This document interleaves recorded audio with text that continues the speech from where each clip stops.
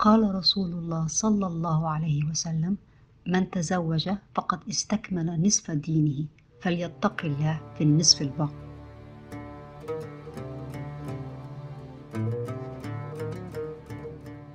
The Quranic concepts of ʿAdl and Iḥsān have multiple and sometimes contradictory meanings.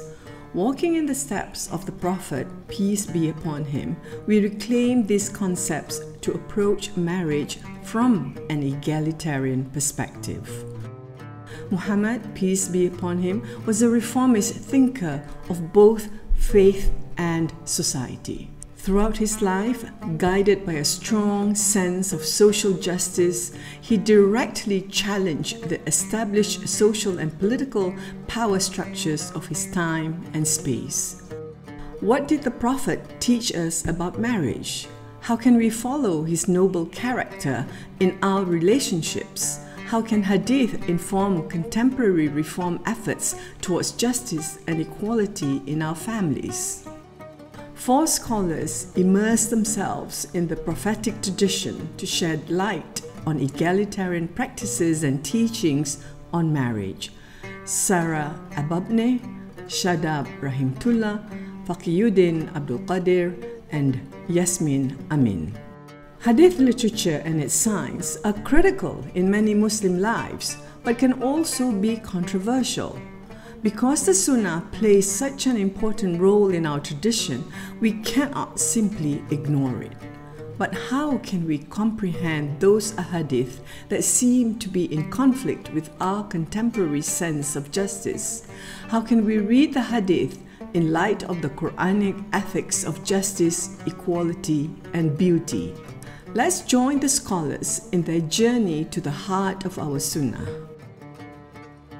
What can we learn from the Prophet's marriage with Khadija radiallahu anha? How is it different from the marriage model we find today in most Muslim family laws and practices? And how can we reclaim it in the present time as a model for feminist Muslim masculinities? Sarah Ababneh and Shadab Rahimtullah show how, in early bibliographical sources, Khadija was portrayed as a powerful, respected businesswoman who had been in 2 previous marriages, who was 15 years older than the Prophet, and was the Prophet's employer, dispatching him to lead her trade caravan to Syria. In their webinar, they emphasize how the Prophet Muhammad had a very healthy and secure masculinity. He was comfortable in his marriage. He was not threatened by Khadija's strength and power. It is likely because Khadija continued to be the income earner that the Prophet could be in the cave of Hira and spend extended periods meditating. That is the context in which the Prophet received revelation. The harmonious nature of their marriage is supported by the fact that long after her death, we have hadith reports of Prophet Muhammad praising Khadija's character, her conviction in his prophetic mission, and her unwavering support for the Muslim community. What do the hadith say about Muslim marriages in general and the Prophet's marriages in particular? How can we learn from the Prophet as a role model, Uswa Hasana? How can what he practiced and said shape our present-day marriage norms?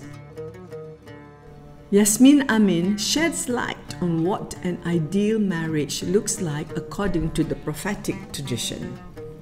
It is based on mutual care, kindness, and trust. Spouses bring joy to one another and are kind and caring to one another. Husbands share the housework with their wives. They respect their wives as full-fledged human beings. Conflicts are resolved with magnanimity. Aisha was asked what the Prophet did at home. She responded, he does as ahlihi, family, wives, do. In another report, she said, he was like other men. He sewed his own garment, milked his ewe, and served himself. Yasmin Amin explains that the Prophet practiced what he preached in his own marriage. He was a gentle and kind husband. He told his community, "The best of you is the best man for his family, and I am the best one for my family." How can hadith be a source of egalitarian ethics? How can we apply a reformist approach to the hadith tradition in a way that leads to egalitarian relationships? In his webinar, Fakiyuddin Abdul Qadir proposes a comprehensive methodology to engage with the hadith tradition by foregrounding key fundamental values and thematic principles. His Qira'ah Mubadala, or reciprocal reading method, ensures that men and women are equal subjects before the text. Both are addressed by the textual tradition's central mandate of working to achieve what is beneficial and prevent harm. For any text that is literally addressed to men, the principal meaning must be found so that it can also be used to address women. Similarly, the principal meaning of any text that is literally addressed to women must be found so it can also be used to address men.